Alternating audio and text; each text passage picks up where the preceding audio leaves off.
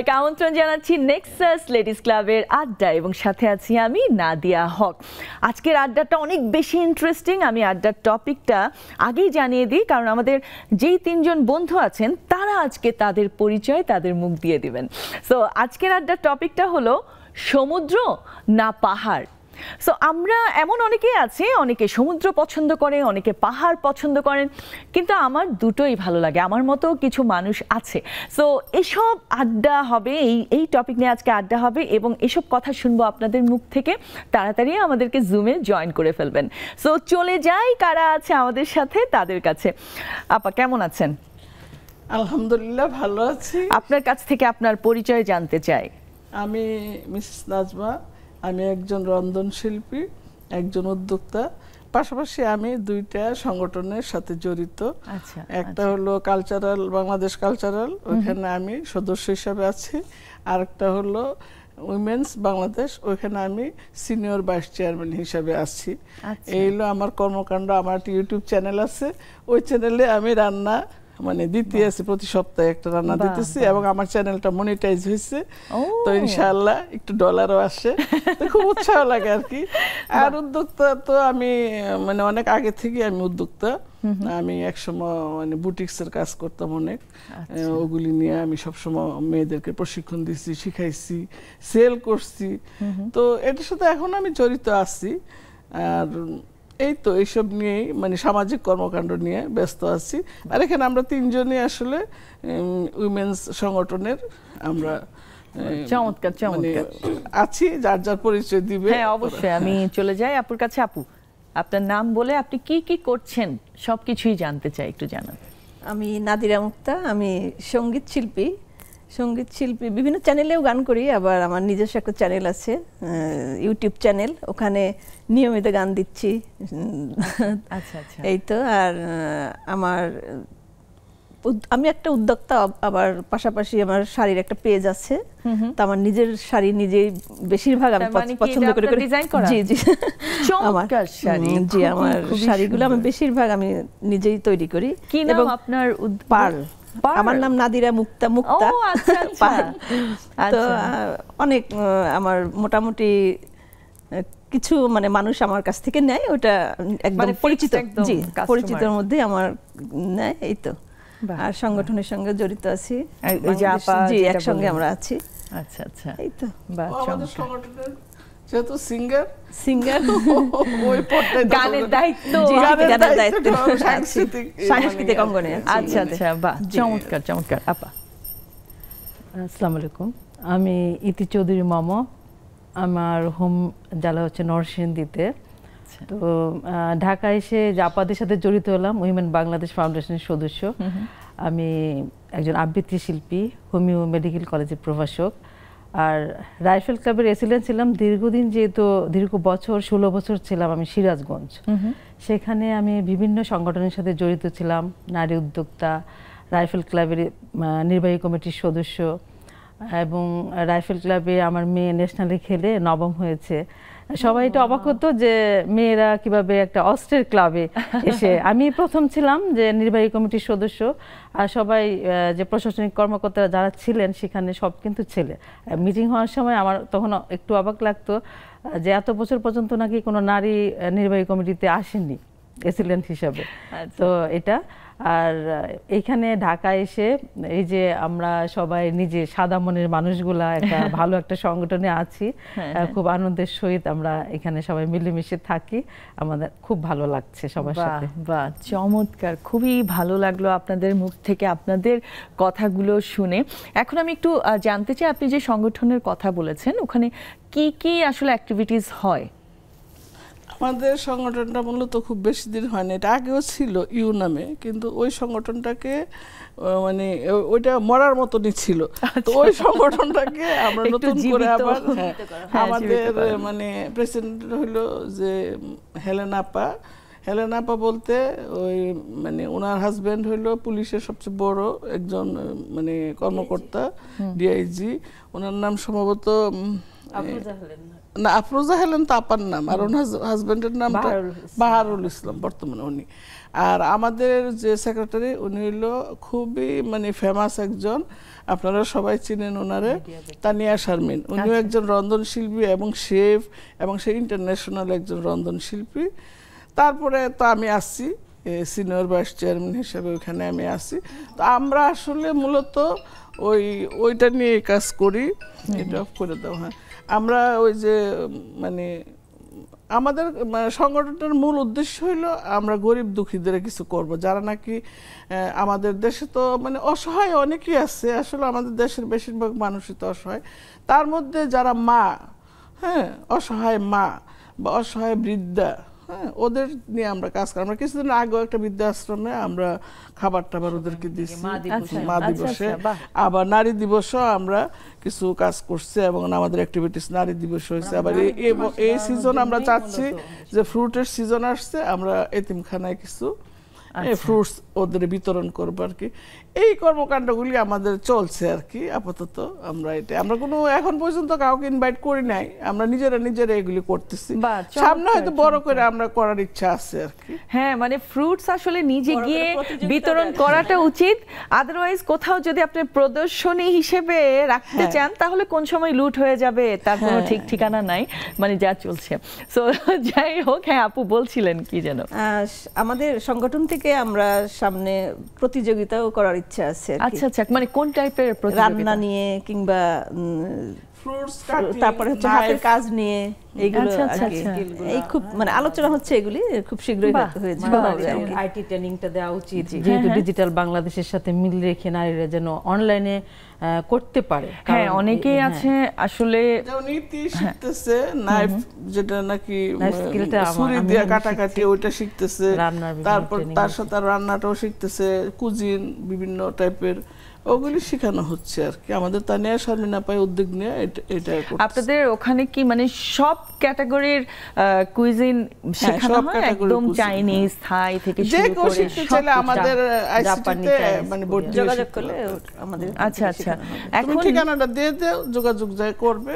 মনে করেন একজন নারী যার আসলে খুব ইচ্ছা শেখার, কিন্তু সে এককালীন সব পেমেন্টটা করতে পারছে না, ঠিক আছে, একদম এককালীন পেমেন্ট করতে পারছে না। সো ওই সময় কি আপনারা কোনো হেল্প করেন নাকি? মানে এককালীন করতে না পারলেও ভেঙে ভেঙে, হ্যাঁ, ইনস্টলমেন্ট বা এরকম কোনো সিস্টেম কি আছে আপনাদের? আছে, আলাদা ভাবে আছে। আচ্ছা, বাহ, আপনি একটা কোর্স করবেন, একটা কোর্সের জন্য আপনি টাকা দিবেন। আর সবচেয়ে সুবিধা কি, আজকাল তো অনলাইন বিজনেস অনেকেই করে না, যদি কোনো মহিলা এগিয়ে আসে তাহলে সে কিন্তু ঘরে বসে রোজগার করতে পারবে। হ্যাঁ, এটা যদি রান্নাটা শিখে নেয়। আবার অনেকে আছে রান্না বান্না শিখে কারণ দেশের বাইরে চলে যাওয়ার জন্য। তো আপনাদের কি এই সুবিধা আছে কিনা যে আপনাদের সার্টিফিকেট মানে ওই মানটা আসলে ধারণ করে কিনা, যে কেউ যদি আপনাদের কাছ থেকে ইন্টারন্যাশনাল কুইজিন শিখতে চায়? যে আইসিটি আছে ওখানে বাংলাদেশের টপ যে ভাইয়ারা আছে, ওনারা গিয়েও কিন্তু শিক্ষা দেয়। যেমন টমি ভাইয়া না, তারপর ড্যানিয়েল, ওনারা কিন্তু যায়। আপনার ইন্টারন্যাশনাল এবং ছেলেরাই বেশি, মেয়েদের থেকে ছেলেরা অনেক বেশি, ছেলেরাই প্রশিক্ষণটা নিচ্ছে। কারণ ওরা সার্টিফিকেট নিয়ে ওরা বাইরে যাবে, দেশের বাইরে হোটেল রেস্টুরেন্টে কাজ করতে গেলে তো কিছু তো শিখা বাইরে যেতে হবে। কারণ আপনি কোনো কাজ জানেন না, বাইরে গিয়ে কি করবেন? লেবার তো কোনো পয়সাও নেই, দামও নাই কোনো দেশে। ইউরোপ কান্ট্রিতে গেলে যদি যেতে চান, আপনি আমেরিকা যান, কানাডা যান, কিন্তু আপনার কাজ শিখে যেতে হবে। আর এখন রান্নাটা মানে এত সুযোগ। আর বাংলাদেশেও দেখবেন আপনি শেফ কিন্তু হোটেলে ছেলে শেফ। আমরা যতই মেয়েদেরকে রাঁধুনি বলি, কিন্তু পাক্কা রাঁধুনি কিন্তু ছেলেরাই বেশি। সেটাই। হ্যাঁ, পুরুষরা এই ব্যাপারে আমার মনে হয় অনেকটুকু জানে, অনেকটুকু আসলে ওদের আগ্রহটাও আছে, তাই না? আমি তো দেখি রন্ধনশিল্পী বলতে কিন্তু মেয়েদেরকেই বোঝায়। রন্ধনশিল্পী বলতে যেটা আমি নিজেকে রন্ধনশিল্পী হিসেবে পরিচয় দিতে অনেক গর্ব। ছেলেরা কিন্তু বলে না আমি রন্ধনশিল্পী, ওরা তো শেফ বলে। আর আমি কিন্তু মনে করি এটার সাথে বেশ শিল্পের একটা যোগাযোগ আছে, এবং শিল্প বিশাল শিল্প। অবশ্যই, কারণ আমার বাসায় যদি একটা গেস্টও আসে, তখন যদি আমার মানে ডেকোরেশন ভালো থাকে, রান্না ভালো থাকে, আমার নিজের ডেকোরেশন ভালো থাকে, তখন কিন্তু শারীরিক মানসিকভাবে সে সুস্থভাবে সেটা গ্রহণ করতে পারবে। এই বিষয়টা কিন্তু বিশাল ব্যাপার একটা। একদম সত্যি আরেকটা কথা, ক্যানভাসে আমি ওই শেয়ার দিতে দিতে তো ক্যানভাসে চলে গেছে, ওইখানে গান কবিতা আবৃত্তি ওনার পেজ আর কি ওইটা। তো আমার রান্নাটা ওইখানে চলতো। আমার মেসেঞ্জার বলে, আপা রান্নাও কি আপনার এই ক্যানভাসে চলে আসলো? আমি তো ওইটা বাদ দিয়ে দিলাম। আমি বলি, শুনেন ভাই, যদি রান্না না থাকতো, খাওয়া দাওয়া না থাকতো, পৃথিবীতে কিছুই থাকতো না। নাচ বলেন, গান বলেন, হাসি বলেন, হ্যাঁ খুশি বলেন। আমি বলি যে পাগল ছাড়া দুনিয়া চলে না। আর আমি বলি মানে খাওয়া ছাড়া দুনিয়া চলে না। একদম পেট ভরে খাবেন। তারপর এটার মধ্যে মনে হয় আমরা বাংলাদেশিরা খুব এগিয়ে আছি, মানে ডিফারেন্ট খাবার এবং মানে পূর্ণিমার চাঁদ যেন ঝলসানো রুটি।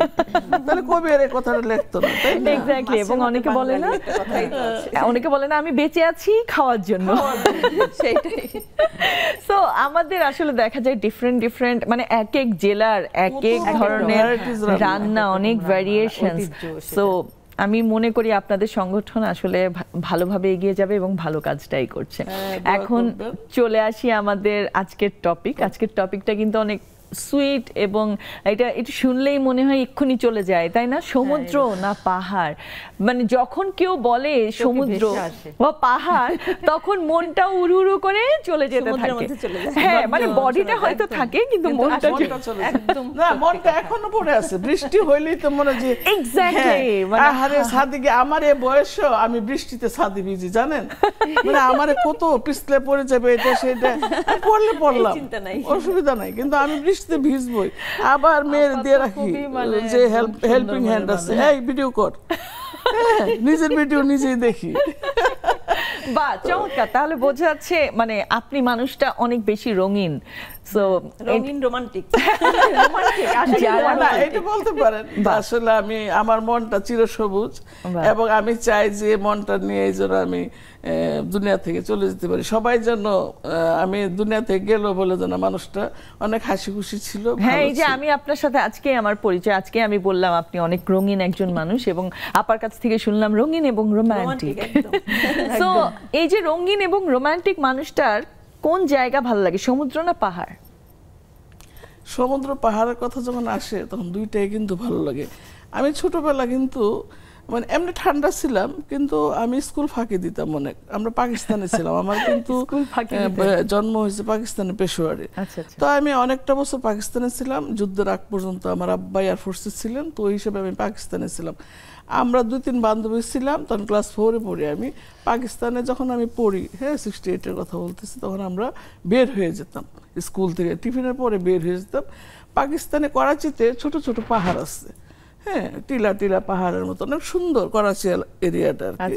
তো ওই নালাও আছে ভিতর দিয়ে, তো সেই পাহাড়ের মধ্যে চলে যেতাম, মানে ওই পাহাড় আমার টানতো। আমরা 2-3 বান্ধবী মিলে ওই পাহাড়ে চলে যেতাম, গিয়ে ওইখান থেকে একটু টমেটো গাছ, এই গাছ ওই গাছ, আবার ওই পানি যে মানে প্রবাহিত হচ্ছে না ওইখানে মাছ দেখতাম, ওরকম এত পাহাড় আমার টানতো। আবার করাচিতে ক্লিপটন সমুদ্র বন্দর আছে, তো ওই ছোটবেলায় সমুদ্র গেছে আমার আব্বার সাথে সমুদ্র বন্দরে। তো আসল কথা হচ্ছে কি, যারা একটু রোমান্টিক না তাদেরকে কিন্তু গান কবিতা না, হ্যাঁ পাহাড়, আর কক্সবাজার তো আমি কতবার যে গেছি। আমরা আরো শুনবো, একটা বিরতি নিয়ে আসি, নিয়ে নিচ্ছি ছোট্ট একটি বিরতি, কোথাও যাবেন না, সাথেই থাকুন।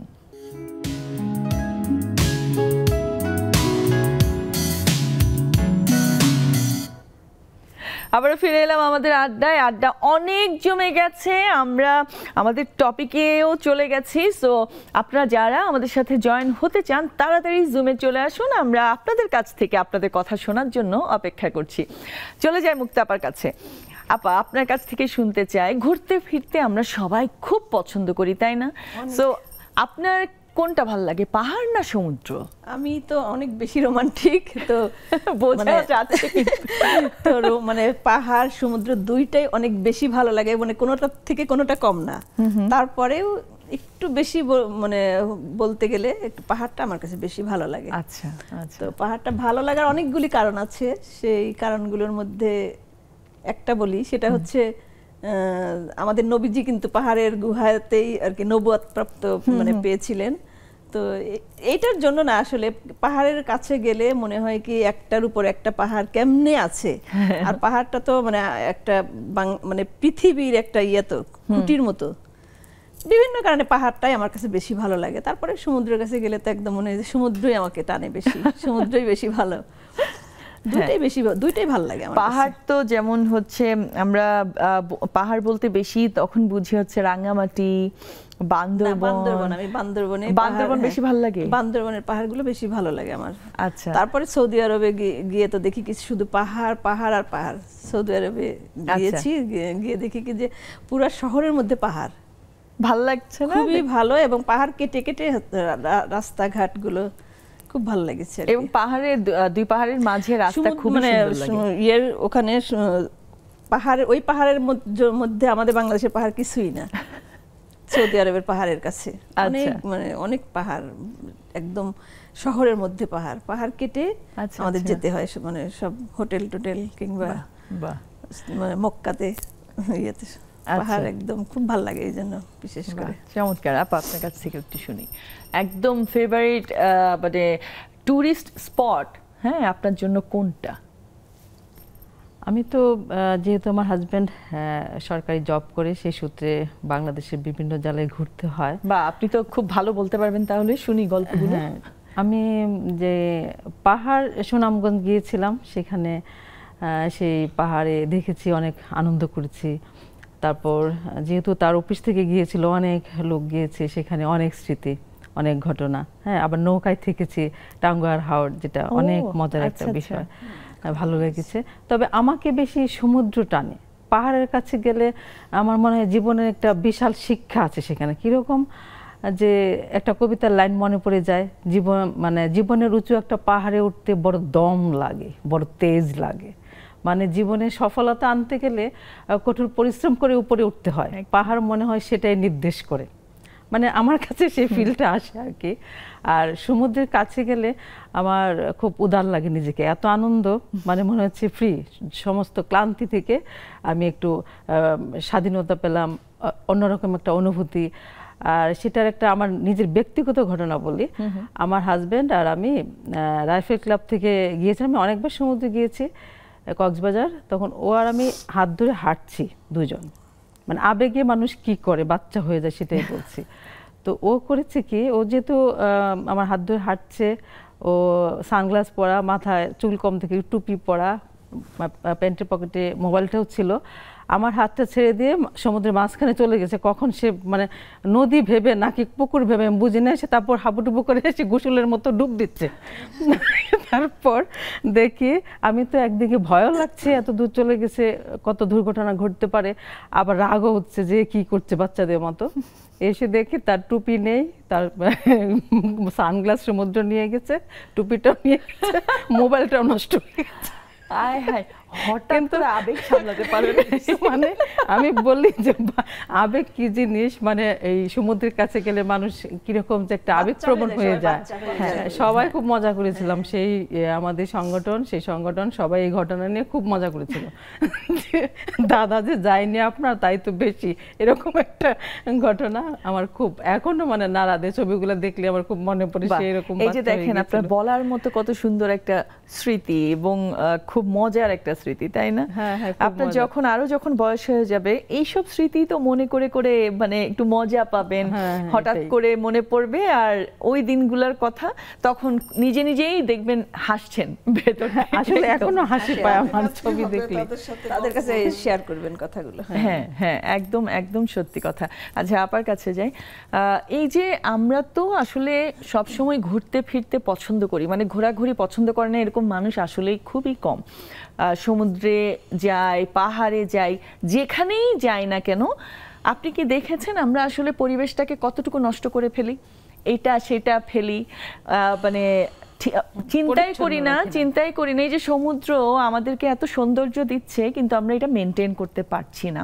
সো আপনার এগুলো দেখে তখন কি মনে হয়? এই কথাটা একদম 100% সত্য কথা বলছেন, এবং বাস্তবধর্মী কথা। এই মুহূর্তের জন্য আর কি আমাদের বাংলাদেশটা পুরাটাই আমার কাছে কেন জানি নোংরা মনে, যেহেতু 2-3টা দেশের বাইরে আমি গেছি, এই জন্য আমার মনে হয় যেন বাংলাদেশের মানুষগুলি এত নোংরা কেন। আমি প্রায় ফেসবুক স্ট্যাটাস এটা নিয়ে দিই আর কি, যে কেন এত নোংরা, বাবা কিছু খাইলে জানালাতে ফেলাই দিব কেন, আমাদের ডাস্টবিন আছে ঘরে, আমাদের ময়লা ফেলানোর লোক আছে, আর কক্সবাজারের কথা বলছেন, প্রথম আমি আমার মেয়ে কিন্তু সিঙ্গার উপমা, তো ওর সুবাদে আমি বাংলাদেশের অনেক জায়গায় আমার যাওয়া হয়েছে আর কি, কারণ ওরা একা দিতাম না। হ্যাঁ, তো বিভিন্ন জায়গায় প্রোগ্রাম হতো, তো আমি সাথেই যেতাম আর কি। তো আমি যখন প্রথম দিন কক্সবাজার গেলাম, আমার মেয়ের বয়স তখন ছোট, ইন্টারমিডিয়েট পড়ে, আর আমারও ফার্স্ট কক্সবাজার যাওয়া। আমি কক্সবাজার যাইনি কোনোদিন, বিয়ের পরও না, বিয়ের আগেও না। সেই যে পাকিস্তান থাকতে যে ক্লিফটন সমুদ্র বন্দর গেছিলাম, তাই আমরা তো মা মেয়ে ওই দিন, মানে ও যেমন বাচ্চা আমিও বাচ্চা, আমরা দুইজনই বাচ্চা। সেই সমুদ্রে গিয়ে সবার সাথে কি যে হাবুডুবু আমরা দুইজন। একটা প্রোগ্রাম ছিল, গানের প্রোগ্রাম, ওশান প্যারাডাইসে। তা আমাদের সময় দিল যে ঠিক 5টার মধ্যে আপনারা চলে আসবেন। তো দুপুরে বের হয়েছি, সেই 5টা বেজে গেছে, আমার সমানে ফোন দিচ্ছে। তারপরে তো একদম গাটা ভিজে সমুদ্রে পানি দিয়ে, আর ছবি তো উঠাইছে মনে 100-150 ছবি উঠানো হইলো। তো খুব মজা করছে আর কি। তারপর থেকে সমুদ্র আসলে খুবই ভালো লাগছে। এখানে আরেকটা মজার কাহিনী আছে। আমার বড় ছেলে দেখে বলল কি, আম্মু আপনি সমুদ্রে নামছেন, আপনি কি জানেন এই পানিতে কি করে ছেলেরা নাই মা? এটা আর বলা যাবে না। তারপর থেকে আমি যতবারই কক্সবাজার গেছি, আমি সমুদ্রের পাও ভিজাইছি না, মেয়েরে বলছি তুমি নামবা না, পা ভিজাই চলে আসো। এমনি পাশ দিয়ে গেলেও তো কত ভালো লাগে, তাই না? এত ময়লা। আমরা যখন সুগন্ধা বিচে গেলাম, এখন অবশ্য এই যে কিছুদিন আগে আমার মেয়ে যাওয়ার বছর 3 আগে আমি এতে গেছিলাম, ওই যে নতুন একটা হোটেল হয়েছে, এটার নাম কি একদম বিচ, ওদের আলাদা, ওদের সাইমন মানে রিসোর্ট, ওইখানে ওরা আবার আলাদা করে রাখছে ওদেরটা, এত পরিষ্কার এত সুন্দর। হ্যাঁ, ওইখানে একদম শুয়ে থাকতো ভালো লাগছে, পানিতে নামতো ভালো লাগছে। কিন্তু সুগন্ধা বিচে আমরা গেলাম, এর আগে সুগন্ধা বীজটা বেশি নোংরা করে রাখে, কেউ পরিষ্কার করে। আপনার মেয়ের কথা বলছিলেন, মানে সে কি গান, মানে কোন গানগুলো করে সে? এই দায়িত্বটা কিন্তু ওই এলাকা দিয়ে আমাদের সরকারে কিন্তু সবকিছু আছে, আমাদের দেশে সবে আইন আছে, তোমরা সমুদ্র পরিষ্কার করো, তোমরা সমুদ্র এরকম করো, সব আইন আছে। আমাদের দেশে কিন্তু আইনের অভাব নেই, সব আইন আছে, কিন্তু কেউ আইনের প্রয়োগ করে না। এইটা আমার খুব কষ্ট লাগে। আপনার মেয়ের সম্পর্কে একটু জানতে চাচ্ছি, সে কোন টাইপের গান করে? মানে আমার মেয়ে সাধারণত সে মানে মেলোডিয়াস সিঙ্গার, আধুনিক সিঙ্গার। ওর ইউটিউব চ্যানেল আছে, উপমা ওর নাম, আর পুরা নাম হলো শারমিন সুলতান উপমা। ওর ভেরিফাইড ফেসবুক। তো বর্তমানে মেয়ে তো হয়েছে, বিয়ে দিতে হবে। আমি অনার্স যখন পাশ করলো, ইংলিশে অনার্স করছি ইস্ট ওয়েস্ট থেকে, আমি বিয়ে দিয়ে দিলাম। ভালো ছেলে পাইছি আল্লাহর রহমতে, নাদিরা মুক্তা, এরা সবাই জানে, সবাই ফেসবুকে। আমার মেয়ে, আমার নাতিনও হয়েছে, আল্লাহর রহমত 2 বছর 2.5 বছর হয়ে যাচ্ছে। তো ও ডেনমার্কে আছে। হ্যাঁ, নাহলে তো আসতো আপনাদের নেক্সাস টেলিভিশনে এসে গান করতো। তো সব টেলিভিশনেও গান করছে, সব টিভিতে ওর গান আছে। তো এখন সে বিদেশে প্রোগ্রাম করতেছে, সে বার্সেলোনা, ফ্রান্স, ইটালি, তারপর সুইডেন, অনেকগুলি ইয়াতে, পোল্যান্ড, ওইখানে ওরে অনেক ইনভাইট করে। ও বাংলাদেশে থাকতে ওরা অনেক ইনভাইট করতো, কিন্তু আমার যে নিত না, আমি ওকে একা ছাড়তাম না কখনো। এখন হাজবেন্ড আছে, নিয়ে যায়। আচ্ছা আচ্ছা, ওরে নিয়ে আমার সময়টা পার হয়েছে। আর এখন ফ্রি টাইমে আমি রন্ধন শিল্পী, আমি উদ্যোক্তা, আর সব ইয়াং মানুষদের সাথে আমি চলি। বাহ, চমৎকার। আপু, এই যে বলছিলাম পরিবেশ নষ্ট করছে, হ্যাঁ, পাহাড়ে গিয়েও একবার একটা ছবিতে দেখেছিলাম, মানে সাজেকের পাহাড়ে প্রচুর চিপসের প্যাকেট, কোল্ড ড্রিঙ্কসের বোতল, মানে বিভিন্ন জিনিস। এবং জি, আমাদের মানে বিভিন্ন স্পটগুলো আমরাই নষ্ট করে আসি, আমরাই নষ্ট করছি। হ্যাঁ, আমরা কিন্তু একটা পলিথিনের মধ্যে খেয়ে, পলিথিনের মধ্যে ভরে জায়গা মতো ফেললে কিন্তু পরিবেশটা সুন্দর থাকে। আর তারপরে আমাদের আরেকটা আইন হলে মনে হয় খুব ভালো হতো, সেটা হচ্ছে যার যার বাসার সামনে শেষে পরিষ্কার করবে, তাই না? এটা করলে একদম মানে খুবই সুন্দর হইতো। কিন্তু কেউ যেহেতু মানে এই আইনটা নাই, এর জন্য কেউ করেও না। কারো বাসার সামনে যদি একটু ময়লা থাকে, অন্যরাই আবার ওখানেই ফেলে। ওখানে ফেলে। এইটা খুবই জঘন্য একটা ব্যাপার হয়ে গেছে। খুবই আমরা তো বিদেশে যাই, বিদেশে গিয়ে দেখি কি সুন্দর থুতু ফেলতেও আমরা ভয় পাই, অথচ বাংলাদেশে এসে গাড়ির মধ্যে থেকে ফেলে দিচ্ছি। কেন ফেলে দিচ্ছি, এটা আসলে মানে আমার মানে ওইরকমই পরিবেশ। মানে ব্যাপারটা আমার কাছে মনে হয় গাড়ির ভেতরে থেকে ওই যে আমরা সবসময় বস্তিবাসীদেরকে বকা দেই না, আমরাই বস্তিবাসীর মতো কাজ করছি। তাহলে এটা অবশ্য আমাদের নেক্সট জেনারেশনের ওরা অবশ্য এগুলি শিখছে, যে বলে এই বাইরে ফেলা যাবে না, ভিতরে একটা পলিথিনের মধ্যে রেখে আমরা বাইরে মানে যেখানে ময়লা সেখানে ফেলি, সেটা আমরাই করি না আসলে। এক্স্যাক্টলি। আপুর কাছে আসবো একটা ছোট্ট বিরতি নিয়ে নিচ্ছি, আরেকটি বিরতি, যাচ্ছি আর এক্ষুনি ফিরছি, সাথেই থাকুন।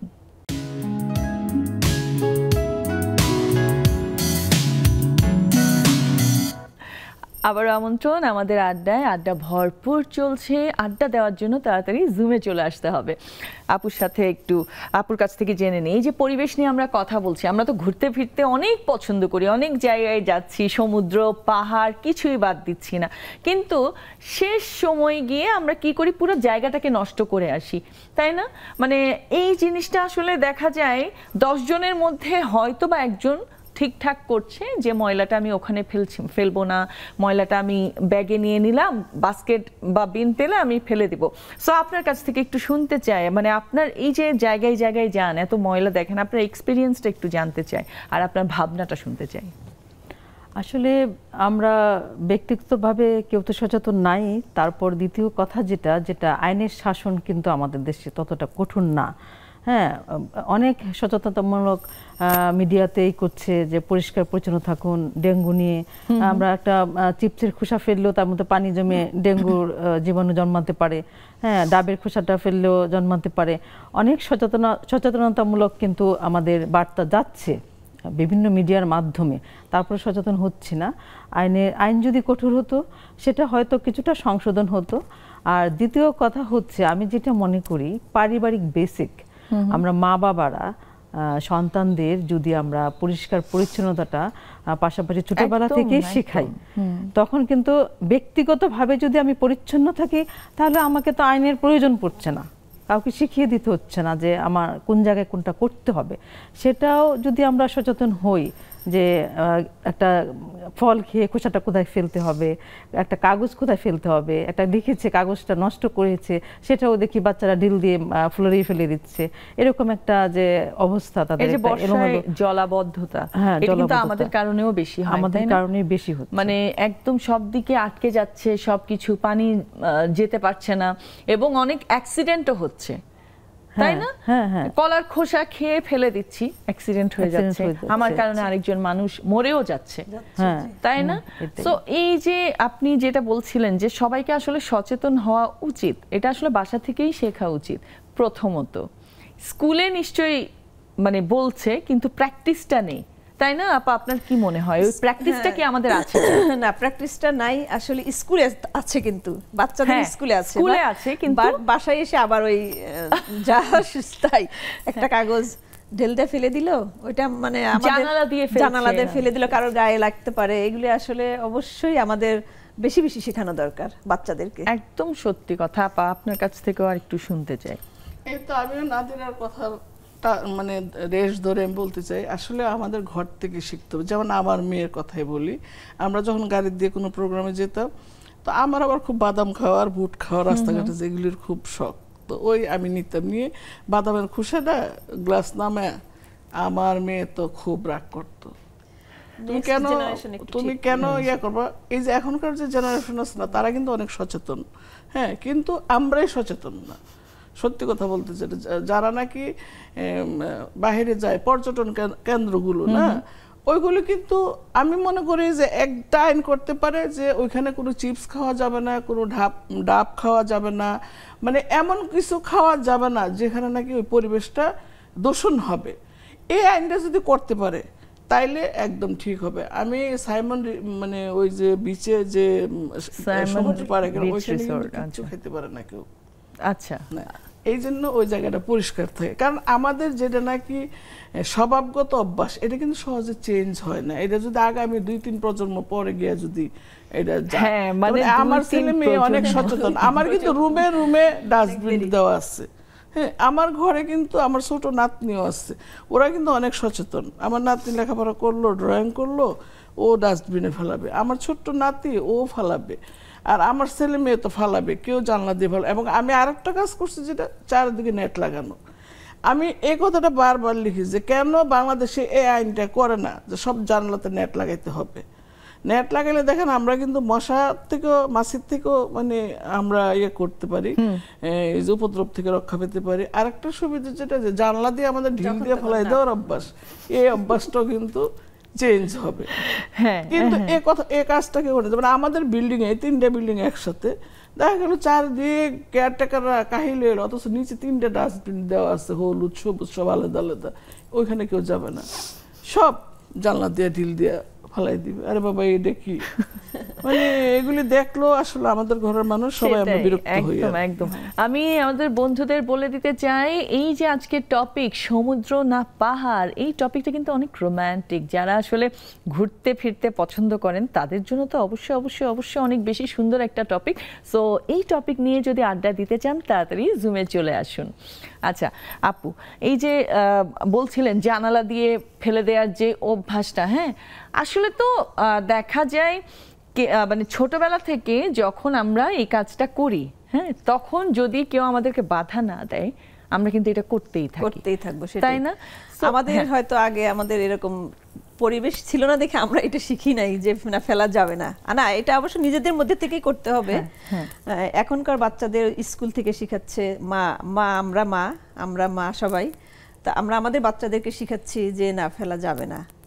হ্যাঁ, যার যার বাসা যেমন পরিষ্কার থাকবে বাইরেও আমাদেরকে এরকম পরিষ্কার রাখতে হবে। গাড়ির থেকে ফেলা যাবে না, একজনের গায়ে লাগতে পারে।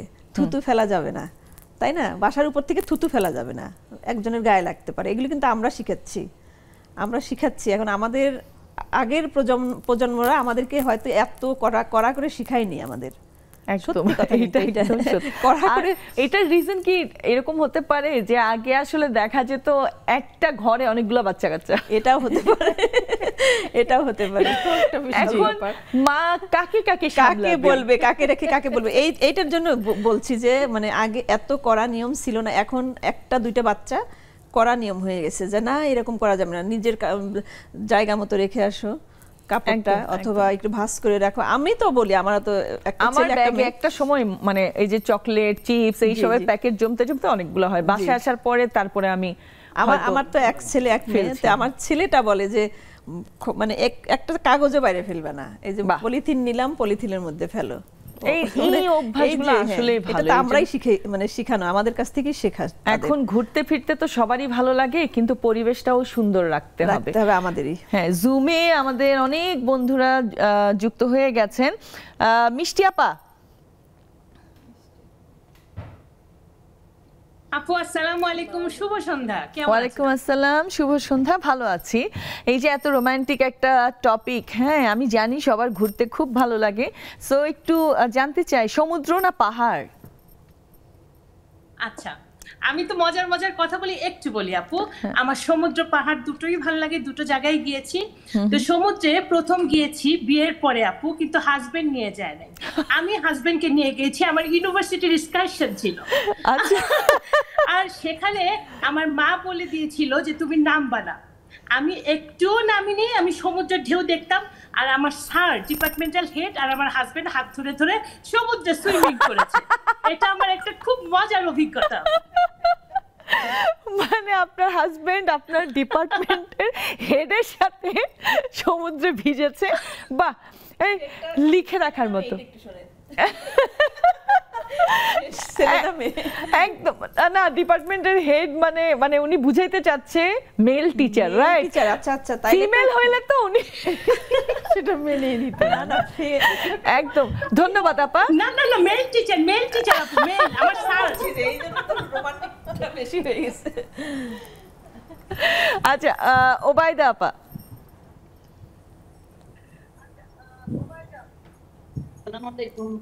ওয়ালাইকুম আসসালাম। ওবায়দা আপা মানে একটু শুকিয়ে গেছেন, আপনাকে দেখতে একটু শুকনা লাগছে, একটু বেশি শুকনা লাগছে। সবাই বকা দেয় করে খাই না কেন যে শুকালাম বুঝতে পারি না। মনে হয় ঘুম কমের জন্য ইচ্ছা করে দেরিতে ঘুমাই, এটাই মনে সমস্যা। হ্যাঁ হতে পারে, কিন্তু আবার অনেক সময় হয় না যে শরীরের কোনো সমস্যা হচ্ছে, সেটার জন্য শুকাতে পারেন। সো অবশ্যই ডাক্তার দেখাবেন। ডাক্তার দেখিয়েছি, আমি নিজে কতগুলি করছি, ডাক্তার কতগুলি দিয়েছে, সব নরমাল আছে। আচ্ছা তাহলে ভালো। এখন আপনি বলেন আপনার কোথায় যেতে ভালো লাগে, নাকি দুটোই ভালো লাগে? সমুদ্র পাহাড় ভালো লাগে, সমুদ্রেতে যেতে ভালো লাগে, পাহাড় দেখতে ভালো লাগে, কারণ পাহাড়ে উঠতে ভয় পাই। তো পাহাড়ের একটা ঘটনা বলি, এইবার যেটা হয়েছে, সমুদ্রে অনেকবার গেছি, ওই মিষ্টি আপার মতো আমারও কাহিনী আছে মিষ্টি আপার মতো। এবার পাহাড়ে যে গেছিলাম ডিসেম্বরে, গত ডিসেম্বরে মানে 24-এ, আমার হাজবেন্ডের অফিস থেকে। এখন আমি পাহাড়ে উঠবো না, এরা পাহাড়ে উঠবে, আর অফিস থেকে যখন যাই তখন পাহাড়ে কেউ উঠে না, ওই কাছে গিয়ে দেখে চলে আসবে, ওরকম দেখিনি উঠতে। তো কিন্তু এই যে ওরা উঠবে, সবাই উঠবে, এখন আমার হাজবেন্ড বলতেছে চলো চলো উপরে উঠি। আমি বলছি না না, আমি পাহাড়ে উঠবো না, আমি উঠতে পারবো না। কিন্তু আমি সাহস পাচ্ছি না, যে একটা উঠে যদি মনে হয় যে আমার আর উপরে যেতে ইচ্ছা হচ্ছে।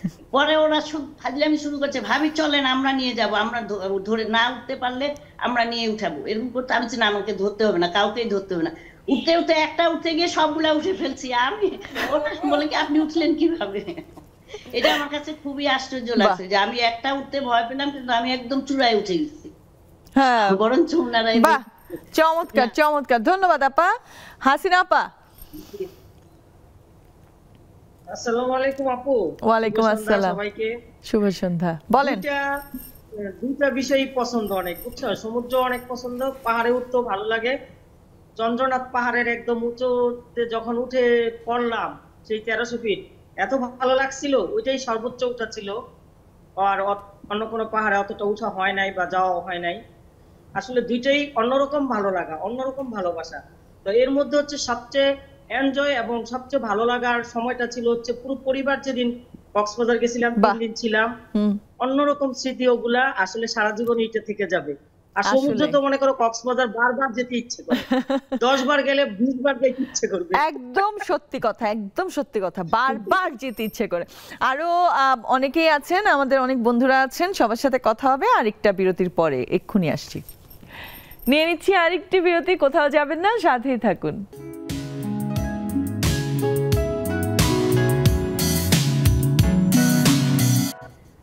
ফিরে এলাম আমাদের আড্ডায়। আমাদের বন্ধুরা অলরেডি কয়েকজন অপেক্ষা করছেন কথা বলার জন্য, অবশ্যই আসবো। তার আগে একটা ছোট্ট করে একটা গান শুনে নিই, যেহেতু সঙ্গীত শিল্পী আছেন আমাদের সাথে।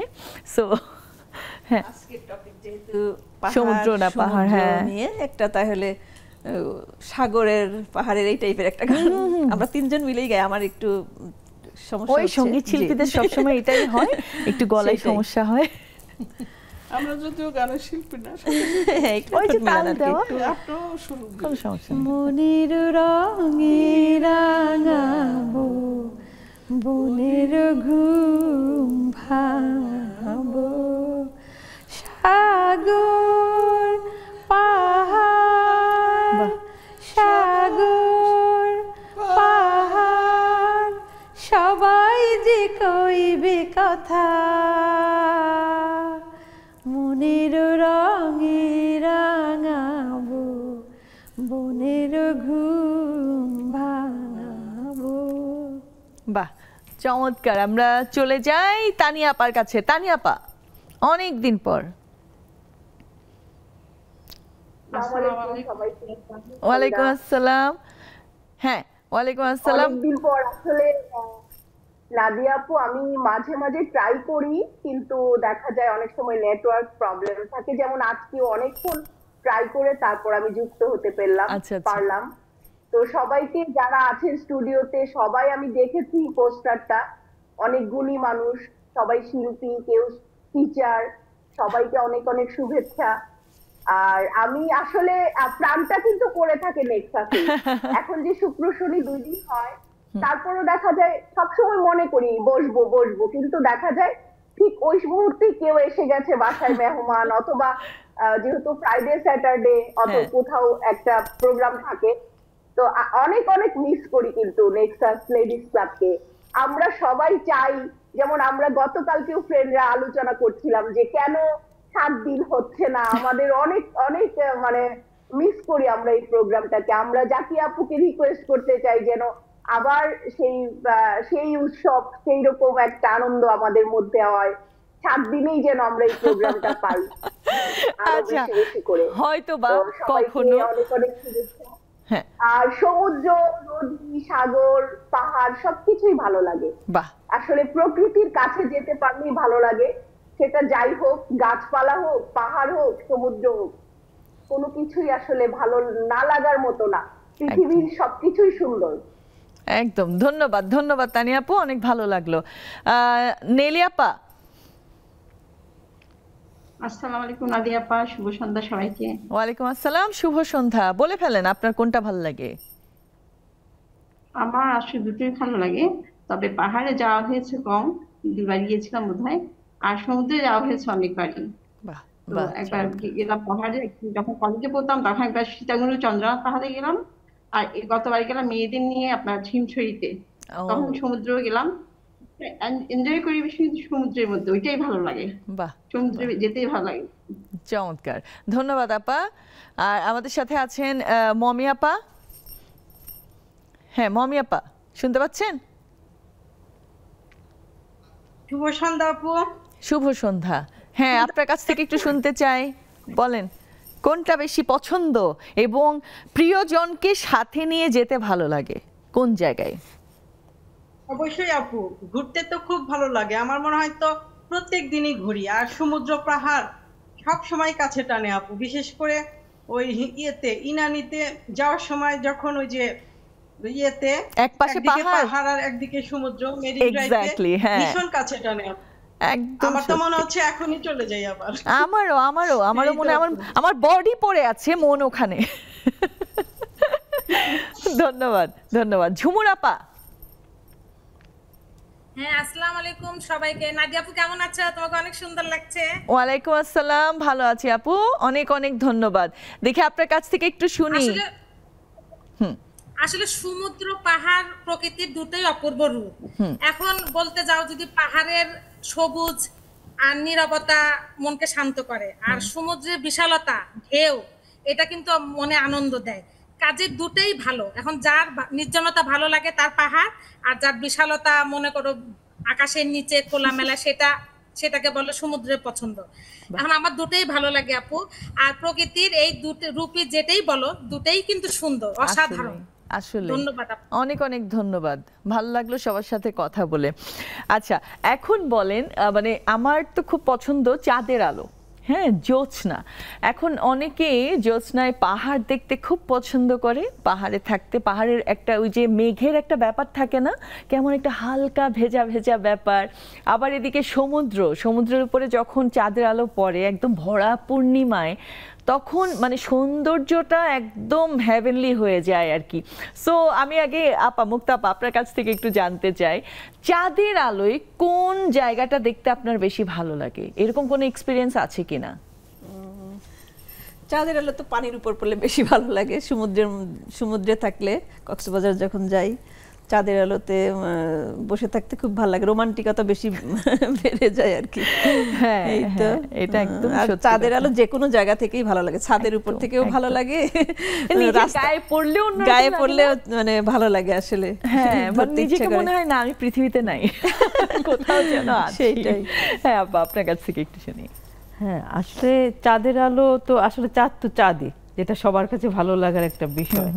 হ্যাঁ, সেটা সমুদ্র বলেন আর পাহাড় বলেন। পাহাড়ও যখন যারা যে মেঘ ভেসে যায় তখন পাহাড়ের কাছে গেলে, আবার চাঁদের আলোটা যখন পড়ে তখনও বেশ একটা সুন্দর প্রাকৃতিক দৃশ্য, যেটা তুলনা করার মতো না, ব্যাখ্যা করার মতো না।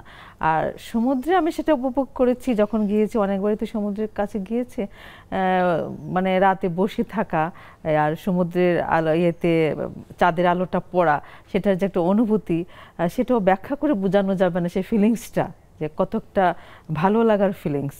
প্রকৃতি কত সুন্দর হতে পারে, বিশাল ব্যাপার একটা, একদম সত্যি কথা। আমি শিওর আপনিও আপুর সাথে একমত। আপু তো একটু মানে আরেকটু বেশি করে বলেছে, তাই না? তো আবার অনেকে আছে নৌকায় বসে নদীতে দেখতে খুব পছন্দ করে। আপনি টাঙ্গুয়ার হাওরের কথা বলেছিলেন, নদীতে কেমন লাগে বলেন? অনেক অনেক সুন্দর, ছাদের উপর টাঙ্গুয়ার হাওরের তো মানে নৌকাটা একদম বাড়ির মতো, ছাদের উপরে উঠে শুয়ে শুয়ে সবাই দেখে, কি যে ভালো লাগে না, অনেক বেশি ভালো লাগে, অনেক বেশি ভালো লাগে। আপা আপনার কাছ থেকেও জানতে চাই, চাঁদের আলোতে কি দেখতে ভালো লাগে? তুলনা নাই, চাঁদের সাথে গান আছে, চাঁদের সাথে আমি দেব না তোমার তুলনা। তো চাঁদ তো চাঁদই, আকাশের চাঁদ আমরা দেখি। তো আমার কাছে ভালো লাগে যখন বৃষ্টি হয়ে যায় না, বৃষ্টি শেষ হয়ে সন্ধ্যার আকাশে যখন পূর্ণিমার চাঁদ, দুদিক থেকে মেঘ সরে যাচ্ছে, হ্যাঁ, হয়তো জানালা দিয়ে আনমনে তাকিয়ে থাকি, অতিরিক্ত রোমান্টিক। আবার ওই সময় তো ছাদে ওঠা হয় না, বেশিরভাগই আমি বারান্দা থেকে জানলা দিয়ে আমি এই দৃশ্যটা আমি দেখতে খুবই পছন্দ করি। এটা কিন্তু আমার একান্ত, একদম আমার সাথে কিন্তু কেউ রোমান্টিকের জন্য থাকে না। মানে আমার সাহেব অনেক আনরোমান্টিক একজন লোক, জীবন ওনার সাথে, যেহেতু আমি কক্সবাজার যাই না এত বছর, এটা বুঝতে পারছেন কেমন আনরোমান্টিক। তো আমি আবার খুব রোমান্টিক, তো তা আমি ওই কিছু কিছু স্মৃতি আমার কাছে এত ভাল লাগে, যেমন সন্ধ্যা বৃষ্টিটা হইলে যখন একদম চাঁদটা দেখবেন যে দুই সাইডে মেঘগুলি সরে যাচ্ছে, তখন মানে শরীরটা, শরীর মন দুইটা অন্যরকম হয়ে যায়, এই জিনিসটা আমার ভালো লাগে। আর আমার সকালে কক্সবাজারে সূর্যোদয় দেখার একটা সুযোগ হয়েছিল, তাও আমার মেয়েকে নিয়ে। মানে মোট কথা হচ্ছে আপনার হাজবেন্ড আনরোমান্টিক, মেয়ে পূরণ করে কোথাও যেতে চায় না, সে সারাক্ষণ ঘরে থাকবে, টিভি দেখবে, তার কাজ দিয়ে ব্যস্ত থাকবে সারা জীবন। আমি একা একাই ঘুরে বেড়াইছি। আমার এক ভাবি ছিল, ভাবি আমি শপিং করা, এদিক যাওয়া ওইদিক যাওয়া, ঘুরতে যাওয়া, বান্দরবন যাওয়া বা কোনো পিকনিকে যাওয়া, ওই ভাবি আর আমি ছিলাম। তখন ছেলে মেয়ে ছোট ছিল, তখন অনেক স্মৃতি আছে তখনকার।